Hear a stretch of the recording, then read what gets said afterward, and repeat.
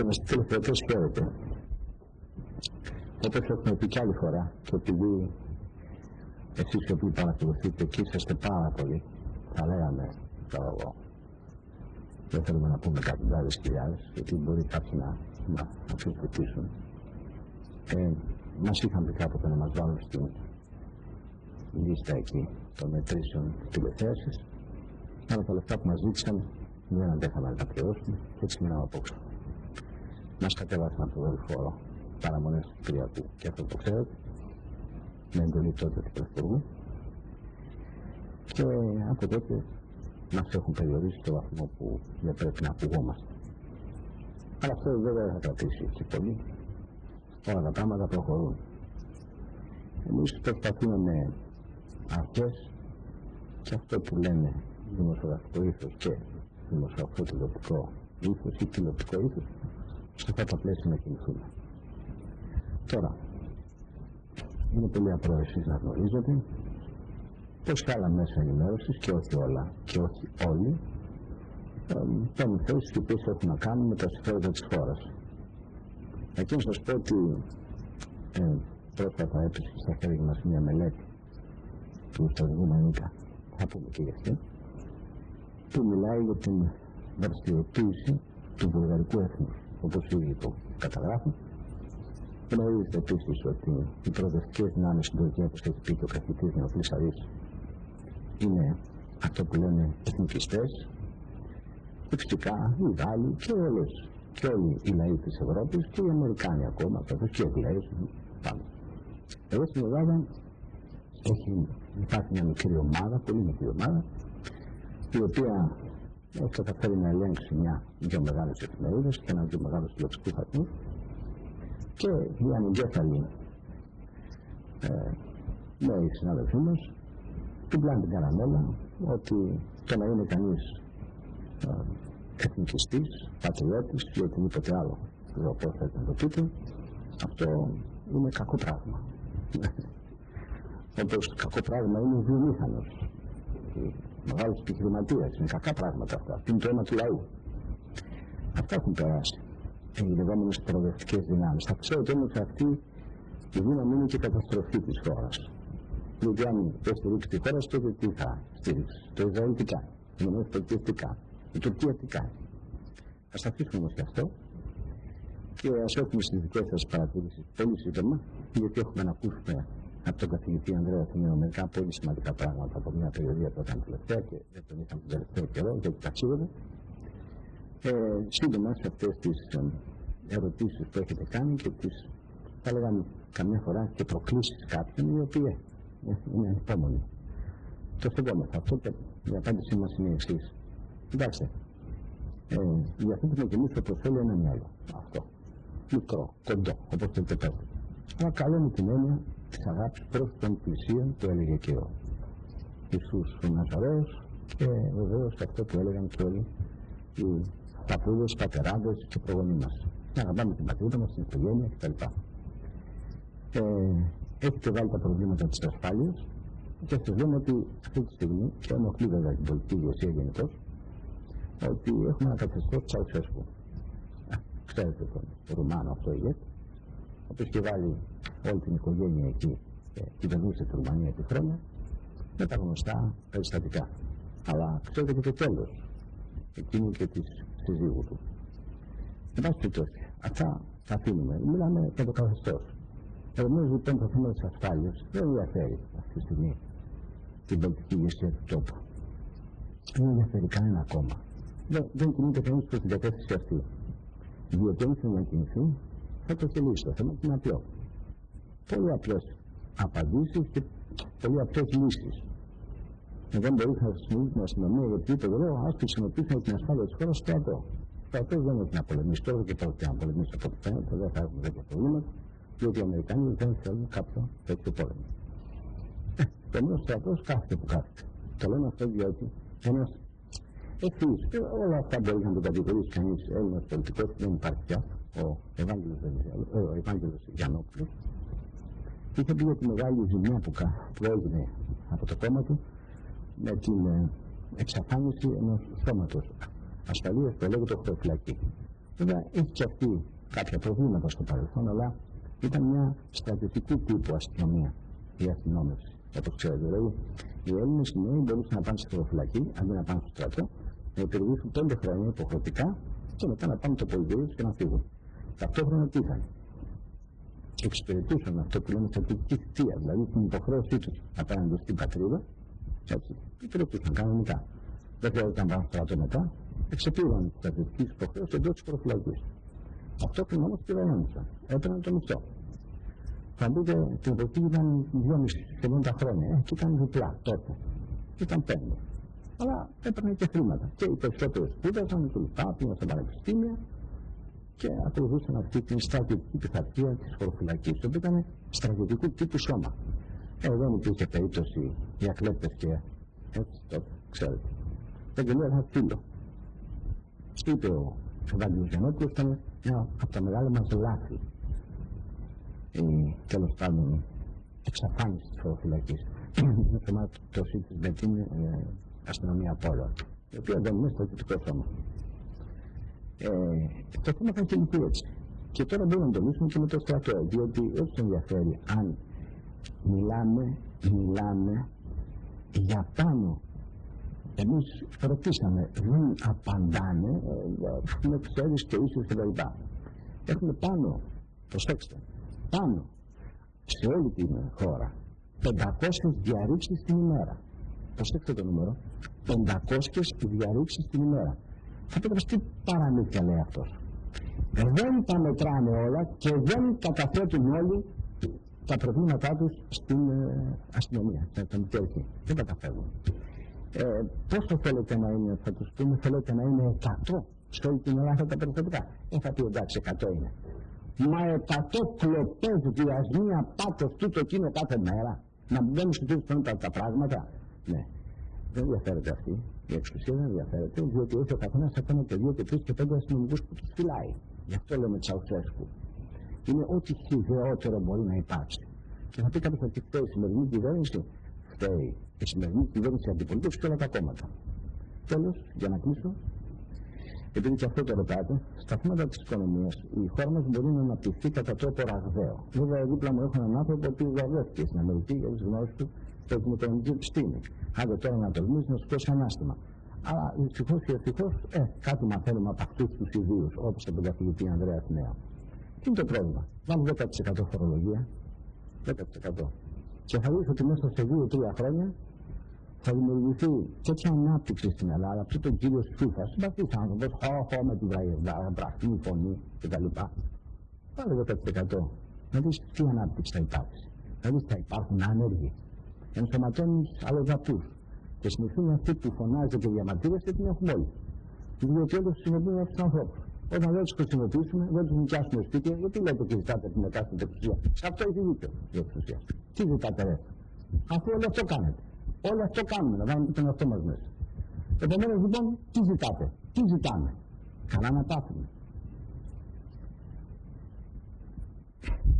Καθηγητής Ανδρεας Αθηναιος, δεν θα μιλήσουμε τώρα για τα σχολεία και για το άσυλο, αυτή η ιστορία που πρέπει να τελειώσει, ή για την μπουρδα αυτή περί πολυτεχνείου. Θα τα πούμε αυτά σε ειδική εκπομπή με αυτό που ήταν μέσα και είναι γνωστό σε αυτούς οι οποίοι δημιούργησαν το πολυτεχνείο, το οποίο υπηρέτησε τι άλλο, τις αμερικανικές μυστικές και εβραϊκές υπηρεσίες, για να φύγει ο Παπαδόπουλος, που στείλω στα πόδια, και να έρθει ο Ιωαννίδης. Οι περισσότεροι άθελά τους και οι άλλοι ενστινδύτως δημιούργησαν αυτό το έγκλημα κατά της Ελλάδος που λέγεται πολυτεχνείο. Πρόκειται για έγκλημα. Γιατί με αυτό έγινε ό,τι έγινε. Αυτό που δεν μπορούσαν να βγάλουν τους φοιτητές. Μα όταν τελείωσε το πρόβλημα και έπεσε ο Παπαδόπουλος και ήρθε ο Ιωαννίδης, ο ένας χειρότερος από τον άλλον, βάσει περιπτώσει, Και με το τι άδειασε. Αφού έγινε αυτή η ανατροπή, μετά αυτοί γύρω τι κάνανε εκεί μέσα. Γιατί είμαστε κι εμείς, έτσι, είναι ειρωνικό αυτό. Λοιπόν, τι κάνανε εκεί μέσα. Μόλις τους στηρίξανε έτσι έξω, με το έξω, κοιτήκανε γύρω και τρέχανε και βάλανε τα ποδαράκια τους, ξέρετε πού.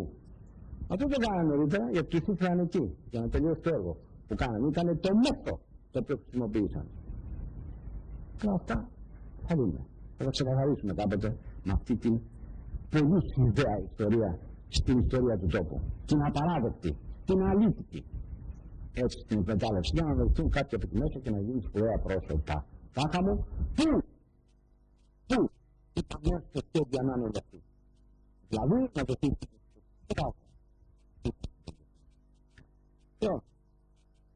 Δεν τολμάνε να βγουν και έτσι μας βλέπουν εδώ.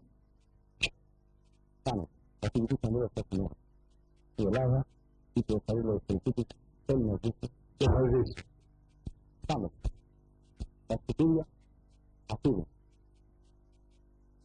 Πριν αρχίσουμε τη μας κύριε Χούντα, επειδή και εμείς έχουμε πει όχι στο σχέδιο ΑΝΑΛ, θυμίζω στους φίλους μας οι οποίοι ρωτάνε ότι το πόνημα του Ανδρέα Αθηναίου έτσι διανέμεται δωρεάν. Βρίσκεται στις εκδόσεις Παπαζής στην Κιταρά 2 και διανέμεται προφανώς δωρεάν, έκδοση του Ιδρύματος Ελληνισμού και του Ιδρύματος Περσεύς Αθηναίου.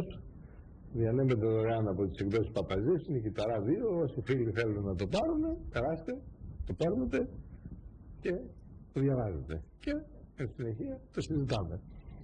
Εδώ μεταξύ άλλων έχουμε πει και εμείς όχι στο σχέδιο ΑΝΑΝ. Η Ελλάδα έχει πει πολλά όχι και μεγάλα όχι. Και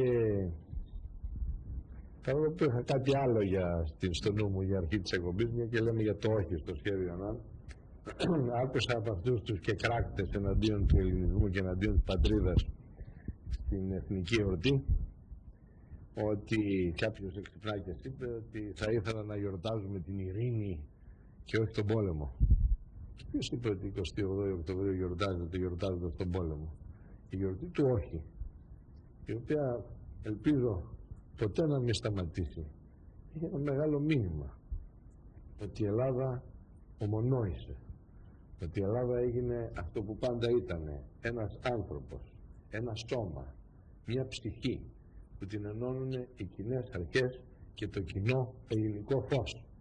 Το αλβανικό έπος, και δεν πειράζει που είναι 7 Νοέμβρη απόψε, που το λέω έτσι, και δεν είναι 28 Οκτωβρίου, αλλά ίσα ίσα πέραν της εθνικής εορτής.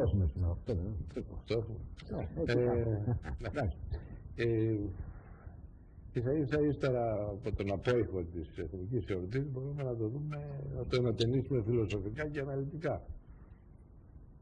Οι γιορτές μας έχουν ένα βαθύτερο νόημα. Και όσον αφορά τους ειρηνιστές, ας μην μπερδεύονται τόσο εύκολα αυτοί που έχουν έτσι ένα χαμό στο μυαλό τους, ένα χάος, διότι 28 Οκτωβρίου σημαίνει ότι οι Έλληνες όταν δεχτούν μεταξύ τους, όταν θυμηθούν, βγει έξω το σκουπιδαριό της πολιτικής αλωτρίωσης και της πολιτικής αλλίωσης και του χάους που δημιουργεί η πολιτική, η οποία έχει αποτύχει στον τόπο μας, έχει προκοπήσει, και καταλάβουμε και αφαιθούμε να καταλάβουμε ότι μας ενώνουν κοινές αξίες, η αγάπη, η ενοιολογική μας υπόσταση και όχι ο καταναλωτικός μας ευτελισμός. Όταν ξυπνήσουμε και δεχτούμε μαζί και καταλάβουμε ότι η αποστολή της ζωής δεν είναι μια ηλίθια καταναλωτική κοινωνία όπου ο ένας πολεμάει τον άλλον στα πλαίσια της δαρβινικής δυναμικής που αναπαράγει την εξουσία, τότε κάνουμε το θαύμα μας. Και το όχι του 40 που έδειξε την αποτελεσματικότητα της πολεμικής μηχανής των Ελλήνων μέσα από την ψυχή της, μπορεί να έχει εφαρμογή στη σημερινή εποχή, φτιάχνοντας μια αποτελεσματική Ελλάδα, όχι στην ευμάρεια του ειρηνισμού. Δεν μιλάμε για την ειδονή, γιατί εκτός από την ειδονή του καταναλωτισμού που είναι και ευτελής και εξαρρώνεται γρήγορα, διαφορά της ειδονής από τον έρωτα, αλλά μιλάμε για μια Ελλάδα που μπορεί να δημιουργήσει. Τούτος ο τόπος έχει την ικανότητα να δημιουργήσει, και όπως το 40, το όχι του 40, σαν αποτελεσματικότητα ήταν η αποτροπή και το κυνηγητό του εχθρού πέρα από τα σύνορα, ήταν αποτελεσματικότητα αυτή. Γιατί οι δυνάμεις μεγεθύνθηκαν από την ψυχή, από την ενότητα. Και αν μπορούσε ο ελληνικός λαός να πετύχει πάλι μια ενότητα, θα μπορούσε να δημιουργήσει αποτελεσματικότητα, όχι βέβαια στην πολεμική μηχανή, γιατί δέχομαι, προφανώς δεν μιλάμε για πολέμους, αλλά θα μπορούσε να δημιουργήσει αποτελεσματικότητα σε έργα ειρήνης.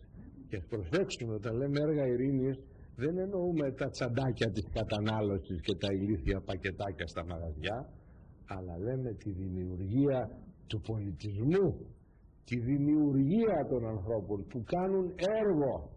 Άλλο να δικαιώνεις τη ζωή σου δημιουργώντας, και άλλο να περνάς αλωτριωνόμενος καταναλύσκοντας. Ο καταναλωτής είναι ένα βλακώδες αλωτριούμενον όν, το οποίο συμπαθεί και λατρεύει απείρωση εξουσία για την αστιμαντότητά του, την απομόνωσή του και την εξαφάνισή του από το πολιτικό σκηνικό. Ο δημιουργός είναι στιμέτοχος στη δημοκρατία, στιμέτοχος στη ζωή. Ο καταναλωτής είναι ένα, επιτρέψτε μου την επανάληψη, ένα ακυρωμένο ηλίθιο όν. Ακυρωμένος άνθρωπος, ο οποίος παίρνει αντικείμενα, τα χρησιμοποιεί, τα πετάει, και η ευχαρίστηση εντός εισαγωγικών από τη χρήση τους είναι τόσο σύντομη όσο και η εξαέρωση μιας κατσαρόλας με βραστό νερό. Του νερού δηλαδή μέσα στην κατσαρόλα. Επομένως το μήνυμα του όχι είναι πάντα σύγχρονο, είναι πάντα επίκαιρο, γιατί λέει δημιουργία, αποτελεσματικότητα μέσα από την ένωση που έχουμε στο ομοούσιο και αδιέρετο των Ελλήνων, μέσα από τις κοινές μας έννοιες και τις κοινές αρχές. Και να πως θα είχαμε αποτελεσματικότητα στην οικονομία, κύριε Χούντα, διότι και μιλάμε για δημιουργική οικονομία πάλι, δεν λέμε για κατανάλωση, λέμε για μια παραγωγή πολιτισμού και μέσων. Να τη λείπει από την Ελλάδα. Έκαναν αυτό το λαό, αυτές οι σάπιες δυνάμεις που μεγεθύνθηκαν στο αποχαλήνωμά τους επί δυναστείας στη μύτη, έριξαν το σαράκι της αποσύνθεσης. Επί στη μύτη η Ελλάδα μπήκε στον μηχανισμό της αποσύνθεσης, της κοινωνικής αποσύνθεσης. Δηλαδή όσο η Ελλάδα ενώθηκε στο όχι για να δημιουργήσει, τόσο επί στη μύτη αποσυνδέθηκε για να διαλυθεί και να σαπίσει. Και κάτι περί εθνικισμού. Σε μία συζήτηση με μία κυρία η οποία έφτασε ένα χώρο, ο οποίος σας είναι γνωστός, ο χώρος, λέει ο ελληνισμός, λέει, με ενδιαφέρει, αλλά δεν με ενδιαφέρει η εθνικιστική άποψη του ελληνισμού. Και έτσι είπα το εξής, γιατί πάντα οι πολλοί φίλοι που με σταματούν στο δρόμο και λένε πως μας ακούνε, μας ευχαριστούν γιατί τους δίνουμε έτσι στη φαρέτρα τους βέλη να πολεμούν τον εχθρό. Και μέσα σε αυτό το πλαίσιο επιτρέψτε μου να μοιραστώ μαζί σας το δικό μου διαφορισμό, έτσι, τον δικό μου διαφορισμό.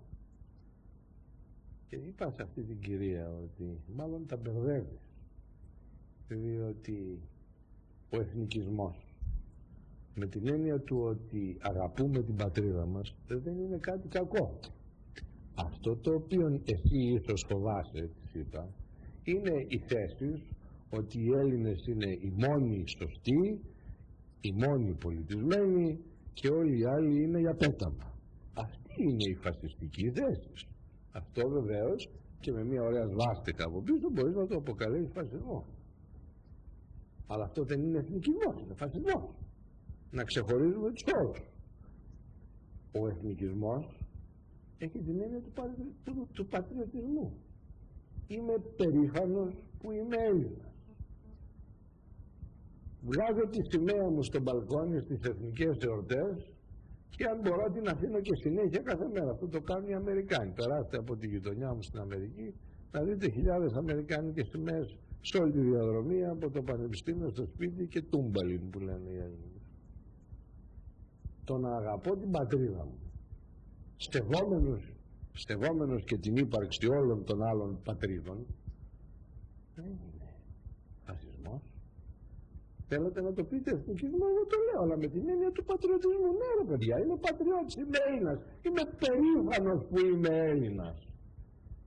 Και είμαι περήφανος που είμαι Έλληνας γιατί ο ελληνισμός είναι μία μοίηση στο φως, την οποία μου έδωσε ο πατέρας μου στην Επίδαυρο, στο Ηρώδιο, μέσα από τις αρχαίες τραγωδίες. Η Ελλάδα είναι ένα νήμα προς το φως. Είναι μία μοίηση για το φως, στο φως της αρχαίας Ολυμπίας, στα ακούσματα της Επιδαύρου που μιλάνε στην ψυχή.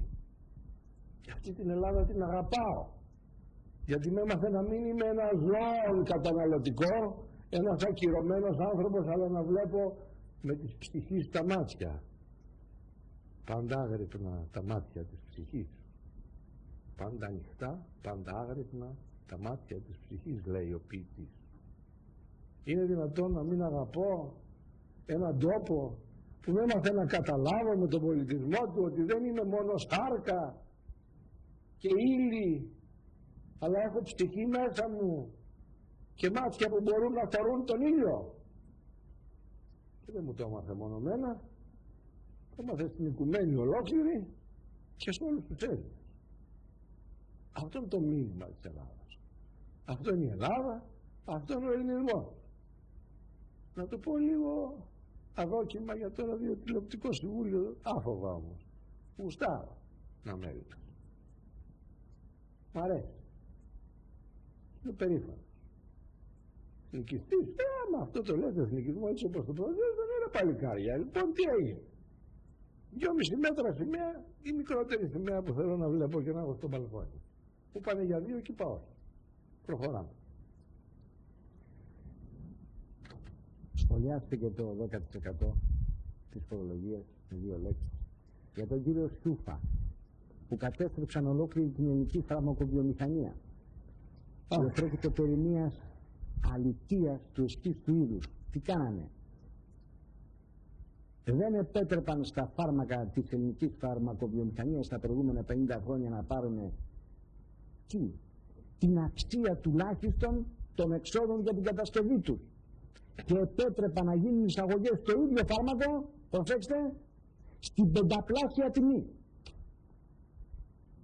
Και έτσι τις κλείσανε. Κύριε Χούντα, Οι κάποιοι κύριοι που ήταν στη θέση του κυρίου Σκιούφα. Δεν το έκανε ο κύριος Σκιούφας αυτό, ξεκαθαρίζουμε. Αλλά επειδή είναι υπουργός ανάπτυξης. Η ανάπτυξη έρχεται με το 15 έως 10% φορολογία. Γιατί δεν το κάνει? Και θα δει τι θα γίνει. Γιατί δεν θέλει να το κάνει. Γιατί του είπα να μην το κάνει. Πάμε.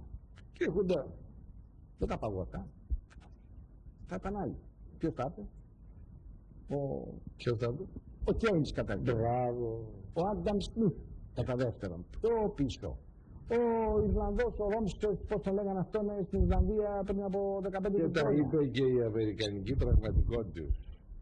Όπου όταν ένας αείμνηστος πρόεδρος Αμερικανός, ο λίγων κόπανος περί τα οικονομικά, και γι' αυτό δεν λέμε ποιος, έχει πεθάνει και ο χριστιανός και δεν μπορεί να έρθει εδώ να πει ότι δεν έχει να διαφωνήσει, του μειωνόντουσαν τα φορολογικά έσοδα και ως ανόητος περί τα οικονομικά, θυμίζει κάποιους υπουργούς οικονομικών αυτό, είπε να αυξήσουμε τα φορολογικά έσοδα, να αυξήσουμε τη φορολογία, να αυξήσουμε τους συντελεστές.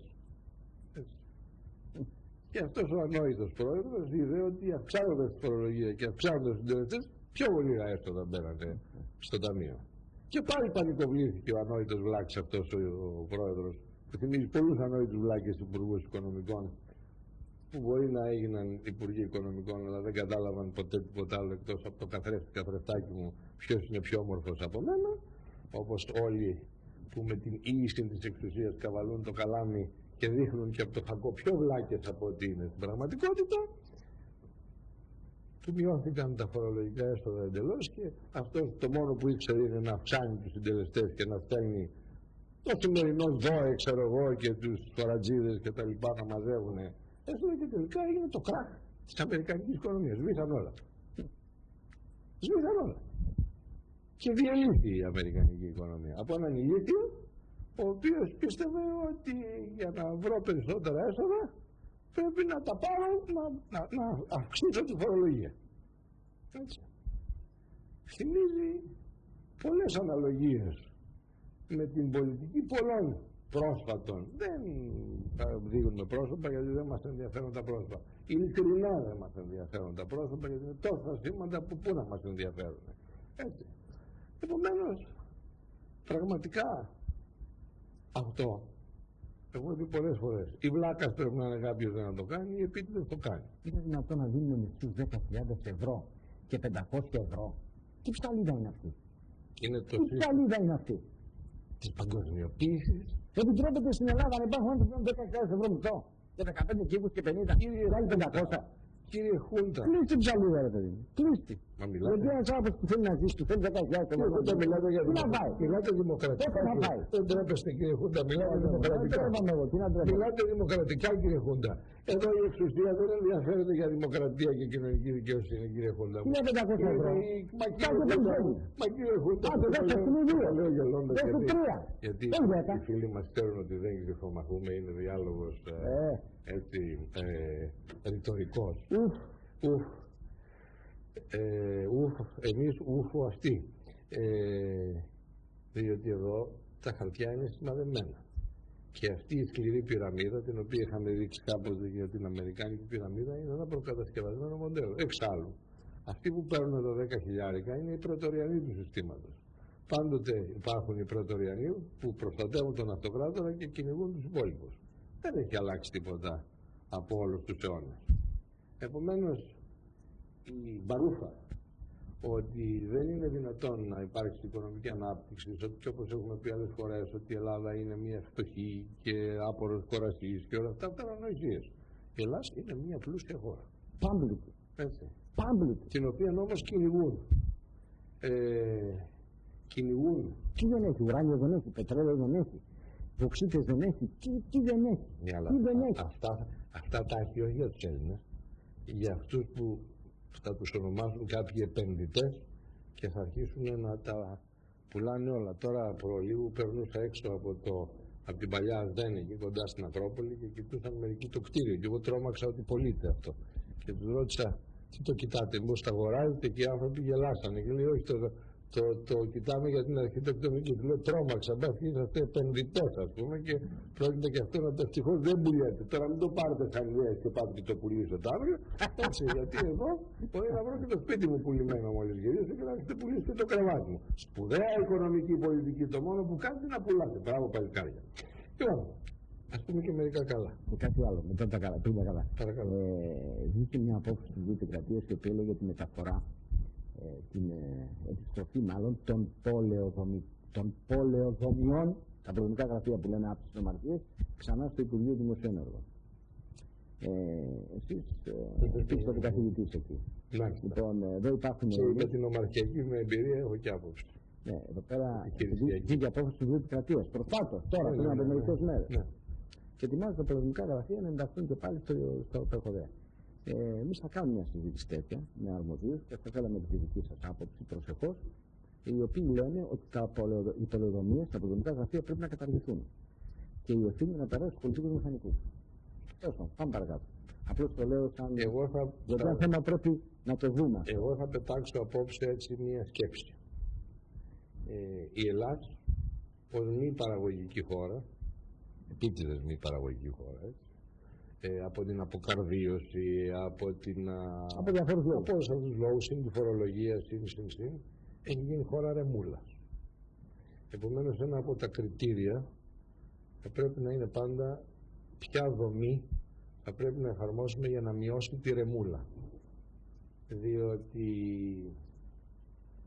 και αυτό είναι αντιοικονομικό, δηλαδή όταν κάποιος θέλει να κάνει μια δραστηριότητα και τον ταλαιπωρούν. Αυτό που λένε γραφειοκρατία είναι ένας ωραίος, έβυχος τίτλος για να καλύψουμε πολλές βρωμιές από πίσω, έτσι.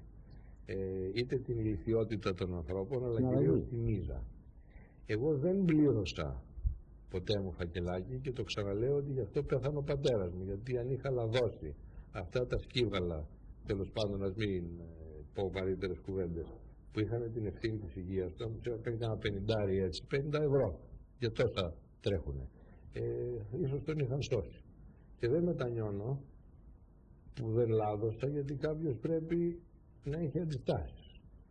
Και εγώ δεν θα λαδώσω ποτέ στη ζωή μου, ούτε αυτούς που θα ήθελα να τους λαδώσω σε αυτή την εποχή για κάτι που προσπαθώ να κάνω. Αφού δεν λάδωσα για τον πατέρα μου, δεν θα λαδώσω κανέναν άλλον για όλα τα άλλα που επιδιώκω. Γιατί από το κερατό μας πρέπει κάποτε να υπάρξει αντίσταση σε αυτόν τον τόπο. Και η αντίσταση είναι και από τον πολίτη. Είναι από τον Αθηναίο από μόνο του, είναι από τον Χούντα, είναι από τον Α, είναι από τον Β.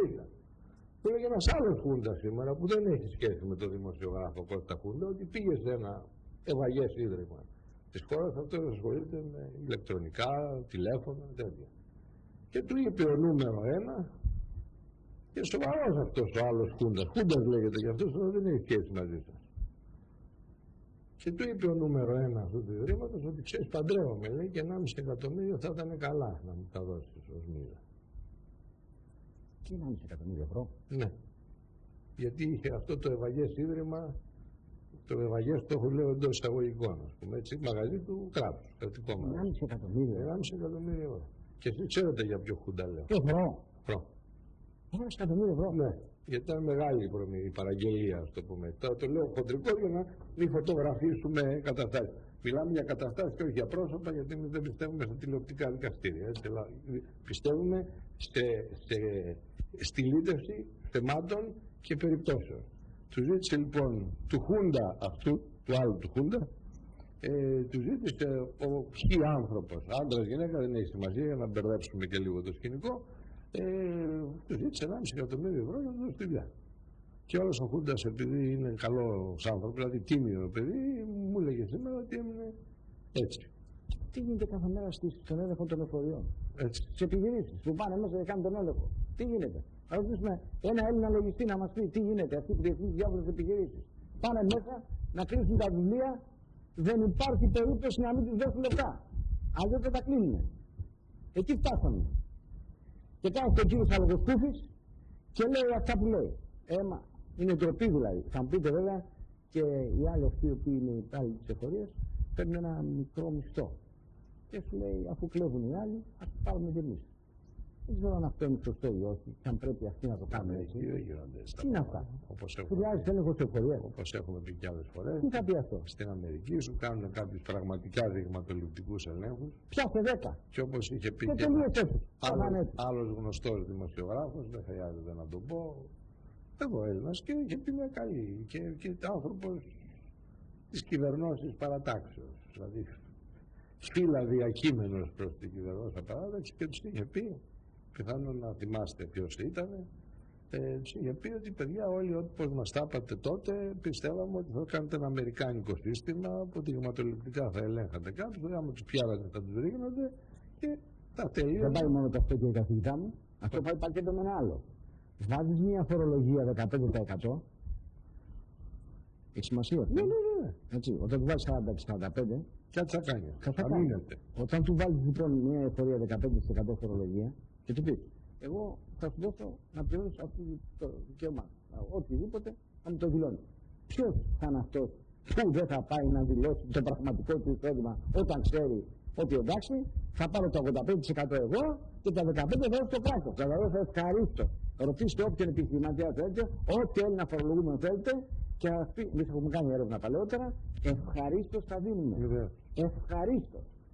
Αφού λοιπόν κάνεις αυτό, μετά λες, εγώ έχω ένα στόμα, έτσι, και μια ψυχή, που λέγεται εκπρόσωπος του Υπουργείου Οικονομικών, εκπρόσωπος των πολιτών διακλήρου, εκπρόσωπος των δικαστικών αρχών διακλήρου, εκπρόσωπος των αξιωματικών διακλήρου, όλα τα κοινωνικά στρώματα ένας εκπρόσωπος. Θα κάνει μια επιτροπή. Μια επιτροπή. Έτσι. Ένα δικηγόρο, 10 άτομα. Αυτοί, όπου και αν δουλεύουν και με ό,τι και αν ασχολούνται, θα τους πάρει το χαρτί από αυτή την ανωτάτη κρατική υπηρεσία και θα πει εσείς για 10 μέρες ή για 1 μήνα δεν θα πάτε στη δουλειά σας. Θα σας πληρώνει ο εργοδότης σας, αν είναι δικηγόροι, ξέρω εγώ, θα σας δίνει μια αποζημίωση για ένα χρονικό διάστημα. Και θα πιάσουν 10. Θα το βάλουν στην λοταρία εκεί, πώς θα λέμε αυτά, το αφημί. Τα αφημί. Πατήσουν ένα κουμπί. Και όχι αλφα αφημί. Απλώς αφημί. Συνεχίστε παρακαλώ. Λοιπόν, θα πάρουν αυτά και θα βγάλουν 10 από το χώρο των υπαλλήλων. 10 από το χώρο των βιομηχάνων, 10 από το χώρο των εμπόρων. Ξέρω εγώ. Ή 2. Θα μπουν μέσα στην επιχείρηση και θα την κάνουν φύλλο και φτερό. Αλλά θα υπάρχουν και διστάσεις στην Επιτροπή. Δηλαδή ο έλεγχος. Δεν κάνει έλεγχος, όχι τρομοκρατία. Όχι, τίποτα. Όχι τρομοκρατία. Μέσα, όχι ήρθαμε να σας εντοπίσουμε. Όχι. Ρίξα μας, εμείς θα φύγουμε αξιοπρεπώς όπως ήρθαμε. Και έτσι και τον πιάσουν αυτόν, μπορούν να του αλλάξουν τα φώτα. Να τον εξαφανίσουν. Σας είπα, κύριε. Πάει το σπίτι σου, πάει το μαγαζί σου, πάει το εργοστάσιο, πάει η βιομηχανία και εσύ θα πας και 50 χρόνια φυλακή. Δηλαδή θα φυλακή. Πώς με ήλεγξαν. Ποιος θα τολμήσει να μην πληρώσει το 15%. Θα πηγαίνει πάνω από το λογιστή και θα του λέει πρόσεξε, θα σε πλήξω φουκαρά μου. Και θα βάζει και ελεγκτικό μηχανισμό, ιδιωτικό, να ελέγξει το λογιστή του. Δεν του κάνει λάθος. Δεν έχω καμία αντίρρηση. Ποιος? Θα κλέψει κανένας? Όχι. Κοιτάξτε, η αδικία δημιουργεί αδικία. Όπως το έχουμε δει πολλές φορές. Ενώ η αμοιβαιότητα όταν έχεις ένα ευγενικό κράτος, λες παιδιά να σας τα δώσω. Όπως ένα πρόσφατο συνέδριο είχε ελεγχθεί. Καμία χώρα του κόσμου δεν έχει το έβρημα, τώρα πέσαμε λίγο στα φορολογικά, δεν έχει το έβρημα το δικό μας που λέγεται κουβουστού, δηλαδή κώδικς βιβλίων στοιχείων, το οποίο είναι ένα φοροεισπρακτικό μέτρο, διότι δεν ψάχνει να δει εάν πραγματικά είσαι ένας έντιμος φορολογούμενος, αλλά ψάχνει να βρει αν ξέχασες το τετράδιο της αντιγραφής ή των θρησκευτικών στο σπίτι σου και σου τραβάει πρόστιμα. Δηλαδή εσύ μπορεί να έχεις περάσει όλες τις αποδείξεις και να σου ξεφύγει μια απόδειξη, ξέρω εγώ, έτσι, άλλος έχει 1000 αποδείξεις, πιο μεγάλες επιχειρήσεις έχουν πολλές. Και μπορεί μια απόδειξη, ρε παιδιά, να έχει στο πάτωμα και να δεν έχουμε χάσει. Εκεί πρέπει να κάνεις διορθωτική και να υποβάλεις και να πληρώσεις από 50 ευρώ αυτά τα βρωμοπράγματα. Πρόστιμο μέχρι δεν ξέρω τι, ας πούμε. Ή μπορεί ένας άνθρωπος την πλήρη αγνότητή του να πει αφού δεν δουλεύει η επιχείρησή μου, να μην δεν πάω να θεωρήσω βιβλία, έκανα μια έναρξη, έκανα και σου λέει ενώ δεν πρόκειται να τιμωρηθείς γιατί όντως είσαι τίμιος, δεν απέκρυψες φόρμα, δεν έκανες τίποτα. Κάποια μέρα είχε μια ιδέα να πάω να ανοίξω ένα μαγαζί, μετά μπορεί να αρρώσει πρέπει να θεωρείς βιβλία, δεν θεωρείς βιβλία από 60-600 ευρώ πρόστιμο, ας πούμε. Είναι ένα εχθρικό κράτος. Κυνηγάει αυτόν που θέλει να κάνει πράγματα, διότι με την ίδια βλακώδη άποψη εκείνου του Προέδρου των ΗΠΑ βγαίνει σε φοροεισπρακτικό κυνήγι. Και επομένως... Συγγνώμη, και από αυτά που βγαίνουν τώρα προς το κίνημα που λέτε, για να αυξήσουν τα έσοδα στην εφορία, δεν παίρνει το κράτος ολόκληρο το ποσό που απαιτείται, παίρνει τα μισά. Τα άλλα μισά δεν παίρνει. Για να ακούσω. Πάμε.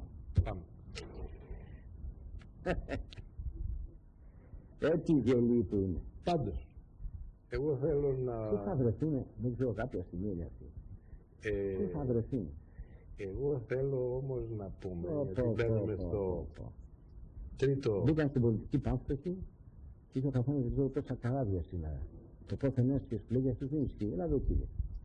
Να δώσουμε μας φορολογικές δόσεις τα τελευταία 20 χρόνια. Ποιες φορολογικές δόσεις? Των τελευταίων 20 ετών. Δεν θα είναι εκεί πέρα. Να δούμε τι είναι ο υπάλληλος στην τράπεζα την εμπορική, ξέρω εγώ, ή στο ταχυδρομικό ταμιευτήριο. Έτσι δεν είναι ένα παιδάκι, ναι.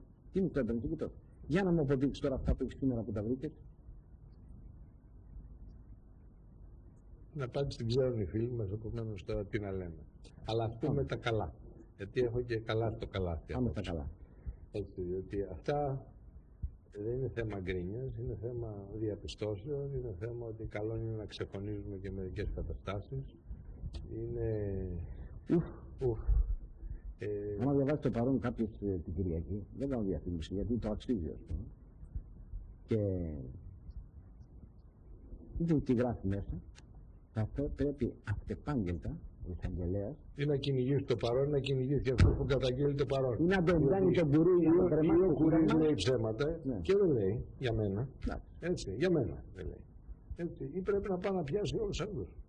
Διότι όχι να στέλνουμε και να χτυπούν την πόρτα σε ανθρώπους που δεν χρειάζεται, αλλά να στέλνουμε να χτυπούν την πόρτα σε ανθρώπους. Δεν έχουμε λέει δυνατότητα, δεν μας λέει, μας έλεγε ο πρώην πρωθυπουργοί και τα λοιπά, οι υπουργοί σήμερα και λένε, όποιος λέει κάτι να καταγγείλει, να πάει στον εισαγγελέα. Να το γράφει στην μερίδα, το παρόν, γράφει. Σε κάθε φίλο έχει 50 περιπτώσεις. Αυτό άρχισε. Πού είναι? Αυτό, κύριε Χούντα. Πού είναι αυτή η γελία πολιτική τοποθέτηση έγινε επί Σιμίτη. Ο Σιμίτης ήταν ο πρώτος ο οποίος έκανε αυτή τη γελία πολιτική τοποθέτηση, ότι αν έχετε κάτι πηγαίνετε στον εισαγγελέα, που σημαίνει τι? Είναι δυνατόν ένας πολίτης με τις όποιες συνήθως μικρές δυνατότητες του εδώ αδικείσαι και δεν μπορεί να υποβάλεις μήνυση γιατί δεν έχει λεφτά στην τσέπη σου να καντέξεις τα δικαστικά έξοδα. Αλλά είναι δυνατόν τώρα ο πολίτης να πει στην περιπέτεια να πληρώνει? Εγώ θα λέω ότι έχει λεφτά. Πέστε ότι εγώ κέρδισα το λαχείο και έχω λεφτά να κυνηγήσω κάποιον, έτσι, για να κυνηγήσω μια αδικία του κράτους. Μα πρέπει να έχω μηχανισμό ο οποίος είναι ίδιος με την αστυνομία, δηλαδή να στήσω έναν αστυνομικό, ανακριτικό και δικαστικό μηχανισμό για να ετοιμάσω την περίπτωση και να τη δώσω μετά να κάνω τη μήνυση. Γιατί θα πάω για ψευδή καταμήνυση διαφορετικά. Δηλαδή να μηνύσω τον κύριο Χ, ο οποίος είπε στον άλλον ότι θέλω 1,5 εκατομμύριο για να σου δώσω τη δουλειά. Εγώ το λέω χωρίς όνομα βέβαια, γιατί δεν μπορώ, το ξέρω δημοσιογραφικά, με την παλιά μου δημοσιογραφική ιδιότητα που κληρονόμησα και από τον πατέρα μου, ας πούμε, και επομένως δεν χρειάζεται να πω ποιος και πού τι έγινε. Έτσι, από την άλλη πλευρά, εγώ πώς μπορώ να τον, δηλαδή θα κυκλοφορώ με ένα μαγνητόφωνο στην τσέπη, θα βάζω σύρματα πάνω όπως βλέπουμε στις αμερικάνικες ταινίες του FBI. Άρα αυτή η αδόκιμος πολιτική τοποθέτηση που άρχισε και πρωτόγενε από τον Στιμίτη, θα πρέπει να μου δώσει και το δικαίωμα ταυτοχρόνως να φοράω σύρματα, να μαγνητοφωνώ και να προσκομίζω τεκμήρια. Αυτά είναι αστεία πράγματα. Μπορεί ο κάθε πολίτης να γίνει detective του FBI, που χρειάζεται ολόκληρα εργαστήρια και ολόκληρους σχηματισμούς. Αυτό λοιπόν είναι μια δικαιολογία ανόητη, μάλλον όχι ανόητη, καθόλου ανόητη. Είναι μια υποβολημία και σκόπιμη δικαιολογία για να μην γίνεται τίποτα. Λέει, έχετε παράπονο, κάντε μήνυση. Πάμε στα καλά, γιατί εγώ έχω πάντοτε τεκμηριωμένη την ελπίδα ότι η Ελλάδα θα ζήσει. Και θέλω να σας φέρω μια άλλη ναύρα διαφορετική από την Μπόχα της Αθήνας. Γιατί κάποτε λέγανε Ελλάδα δεν είναι μόνο η Αθήνα. Η πραγματικότητα η σημερινή λέει ότι η Ελλάδα είναι έξω από την Αθήνα. Η Αθήνα δεν εκπροσωπεί την Ελλάδα. Ούτε ενοιολογικά, ούτε συνειδησιακά. Δηλαδή η Αθήνα δεν συνειδητοποιεί τι είναι. Διότι η Αθήνα είναι ένα μπάχαλο τρελών που ξεκινάει κάθε πρωί, σπρώχνεται, βρίζεται και δεν παράγει. Αυτό το τέρας το οποίο είναι βρώμα. Αυτό το τέρας το οποίο ζούμε είναι κόλαση. Έντεχνος κόλαση.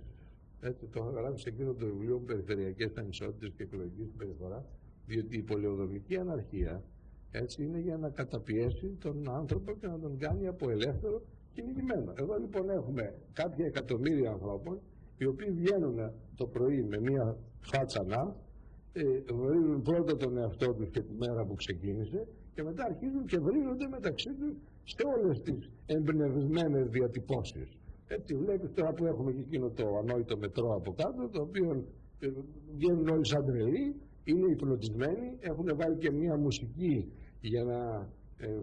εγώ ξυπνάω τώρα το πρωί στο 8 ας πούμε και αρχίζω τη μέρα μου, μα δεν ξυπνάω στο 8, αρχίζω τη μέρα στο 8, ξυπνάω νωρίτερα. Έχω μπει σε παραγωγική ωράριο. Και μπαίνει στο μετρό το πρωί, για όσους από εσάς αδελφοί, τρελοί και καταδικασμένοι αυτής της πόλης κυκλοφορείτε, υπάρχει και μια μουσική έτσι εκοφαντική στο μετρό κατά τη διάρκεια της ημέρας, η οποία λέει ξεκινάμε μια μέρα για να φάμε ένα τον άλλον, ας πούμε, κάπως έτσι. Οπότε έχει ένα μάτσο τρελού, μια μάζα έτσι όπως τη θέλει η εξουσία, η οποία με πλήρη κατάθλιψη στην εμφάνισή της και παρά το φτιαφίδωμα, τα μακιγιάζ, ό,τι τα λέει ο καταναλωτισμός επιβάλλει πάνω στον άνθρωπο να τον πακετάρει, ας πούμε, τρέχουν όλοι αυτοί χωρίς να βλέπουν μπροστά τους. Πώς είναι εκείνες οι αγέλες που βλέπεις στα αμερικάνικα έργα που καουμπόιδες και λεγάνε και τα γόρια τρέχουνε, έτσι τρέχουν οι Αθηναίοι κάθε πρωί, ας πούμε. Οι Αθηναίοι, αυτοί που ζουν, οι καταραμένοι που ζουν σε αυτή την πόλη, ας πούμε, έτσι, η πόλη των καταραμένων, ωραίο. Αλλά υπάρχει και μια άλλη Ελλάδα. Αυτή την οποία επισκέφθηκαν αυτόν τον καιρό. Υπάρχει η Ελλάδα έξω από την Ελλάδα. Η Ελλάδα, μην πούμε πάλι τον ανόητο όρο επαρχία, γιατί η επαρχία έχει μια μυρωδιά. Θα πούμε η Ελλάδα της περιφέρειας. Η Ελλάδα της ομορφιάς. Η Ελλάδα της καθαρότητας. Που πήγα. Σποράδες του 12, έτσι. Και πήγα από 2 φορές το καθένα. Γιατί κάτι μαγειρεύω σε αυτές τις περιοχές. Μην τα ακούστε εσείς και προσπαθείτε να τον ποδήσετε τώρα εσείς από την πόχα της Αθήνας, έτσι. Μην παίζουμε τώρα, μην χάνουμε την ώρα μας ετρίδα. Λοιπόν, κερδίζει επιμένουν. Εσείς βαριέστε. Εσείς πηγαίνετε στις ανοησίες που θέλετε να κάνετε. Λοιπόν, δεν έχετε καμιά φιλεναδίστα, δεν κάνετε και τίποτα. Λοιπόν, σοβαρή άνθρωπο. Λοιπόν, πήγα κλέρο.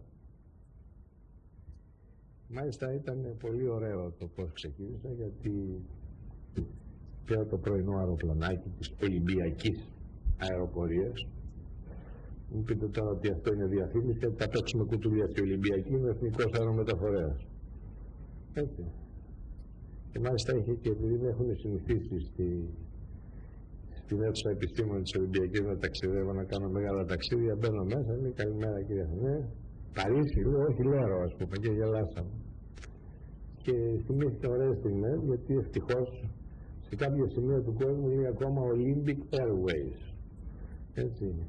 Αυτοί που μίσησαν τόσο πολύ κάθε τι ελληνικό και άρχισαν το ξύλωμα της Ελλάδας από την Ολυμπιακή, ακόμα τους έχουν ξεφύγει μερικά. Μπάτε τα ψάξετε, να τα βγάλετε και αυτά και μην μου πουλήσετε την Αλτέν κοντά στην Ακρόπολη. Σας παρακαλώ πολύ. Έτσι έτοιμοι είσαστε. Λοιπόν, και έτσι αυτό το ξεκίνημα εκείνες τις μέρες μου θύμισε τις παλιές καλές μέρες της Ολυμπιακής επί Ωνάση ή τις παλιές καλές μέρες της Ολυμπιακής επί πατέρα μου, ας πούμε, όταν εκείνος με μίλησε στα φτερά τα μεγάλα της Ολυμπιακής αεροπορίας. Κάνουμε λοιπόν στο αεροπλανάκι και πήγαμε στη Λέρο. Στη Λέρο έχω και φίλους εκεί στο αεροδρόμιο, στην πολιτική αεροπορία.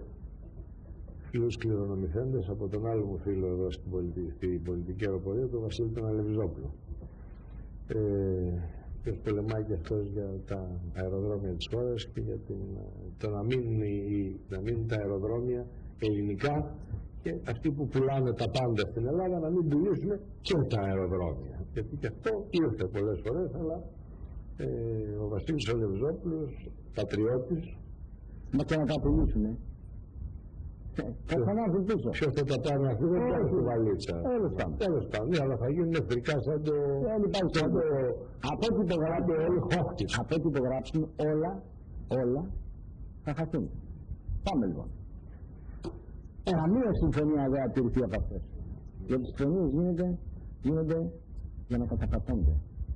Έτσι έχουν πει. Μετά τη ρεμούλα όμως. Πάμε. Λέρο λοιπόν, τώρα είδαμε στη Λέρο. Έχω έτσι κάποια όμορφα μηνύματα να σας δώσω έτσι πριν ολοκληρώσουμε την απόψινή μας κουβέντα.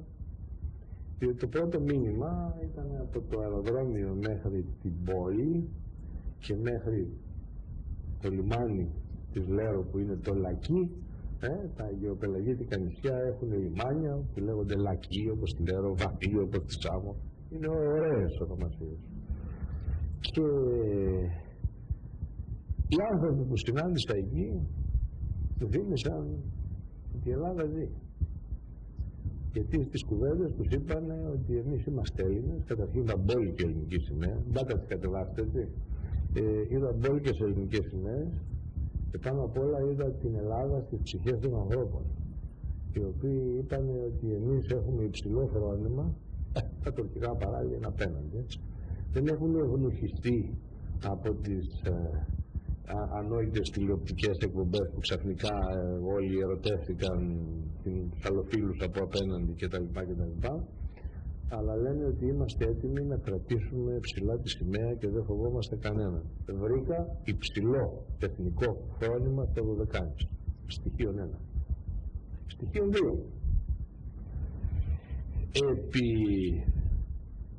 Στη μύτη του αποδομήσαντος την Ελλάδα. Θα ήθελα να την αποδημήσει και την Ελλάδα, αλλά δεν πρόλαβε. Απλώς πρόλαβε να την αποδομήσει. Πολλά από τα νησιά ήταν αφύλακτα. Και φυσικά θυμόμαστε όλη τη νύχτα των ημείων. Παιδιά, είδα τα ίμια. Να τριχιάζω και τώρα. Δηλαδή έκανα έτσι, μάλιστα από τη Λέρο, όπως έρχεσαι από το αεροδρόμιο, έχει μια στροφή εκεί και σε σταματάει ο οδηγός και σου λέει «Μα τα ίμια». Είναι σπουδαία υπόθεση τα ίμια για τους ανθρώπους αυτούς, όπως είναι και για μας και για μένα. Έτσι. Δεν είναι κολόγραφος που το είπε η κυβέρνηση στη μύτη, είναι Ελλάδα. Εσείς που θα έχετε τέτοιες ονομασίες δεν τα μαζεύετε να φύγετε από αυτόν τον τόπο, αφού αισθάνεστε έτσι. Και κάπου αλλού ρε παιδιά, έτσι όμως θα τα βράχει αυτά τα αγαπάμε. Λοιπόν, μας έδειξε τα ίμια, μας έδειξε το υψηλό φρόνημα.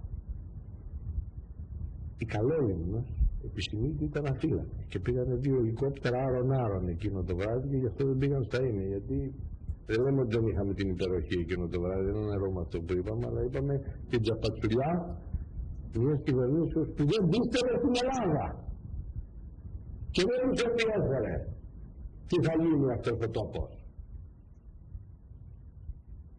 Και τώρα μπορούμε να πούμε, είναι η δεύτερη εικόνα πριν περάσω στην τρίτη, ότι είναι έντονη και ορατή διαγυμνού οφθαλμού η παρουσία του πολεμικού ναυτικού.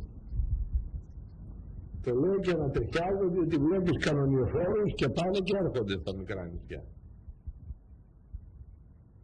Τα Δωδεκάνησα φρουρούνται υπερηφάνως από το πολεμικό ναυτικό.